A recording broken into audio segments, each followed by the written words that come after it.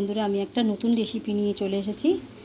এখানে সোয়াবিনটাকে গ্রেট করে নিয়েছি। গ্রেট করে নিয়ে সেদ্ধ করে গ্রেট করেছি, করে ওর মধ্যে দুটো আলু সেদ্ধ দিয়েছি, পেঁয়াজ দিয়েছি, কাঁচা লঙ্কা দিয়েছি, লঙ্কা গুঁড়ো, হলুদ গুঁড়ো, চিনি, নুন আর চিনি নুন দিয়ে ভালো করে কর্নফ্লাওয়ার একটা ডিম ফাটিয়ে ভালো করে মেখে নিয়ে ভালো করে শেপ দিয়ে এই যে ভাজা বসিয়েছি। এখানে খানিকটা ভাজা হয়ে গেছে। এটাকে এবার এখানে মশলা করে রেখেছি, আদা, পেঁয়াজ, রসুন, টমেটো। এটাকে ভেজে নিয়ে এবার ওটাকে ঝাল করব। বাচ্চারা শুধু গোটা সোয়াবিন না খেতে চাইলেও এরমভাবে খাওয়া যায়, আবার এটা ভাজাও খাওয়া যায়।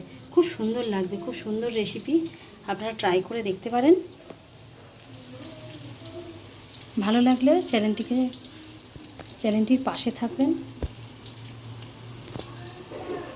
এইভাবে ভাজা হচ্ছে, দেখুন কি সুন্দর। পুরো মনে হচ্ছে এটা ভেজিটেবিল চপ। দেখুন চপের মতনই খেতে লাগবে, সুন্দর।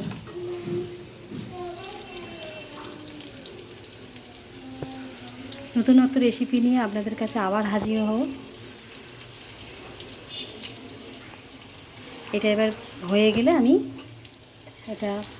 এটা হয়ে গেলে এই আর একটুখানি আছে, এটা করে নেব, করে ঝালটা করব।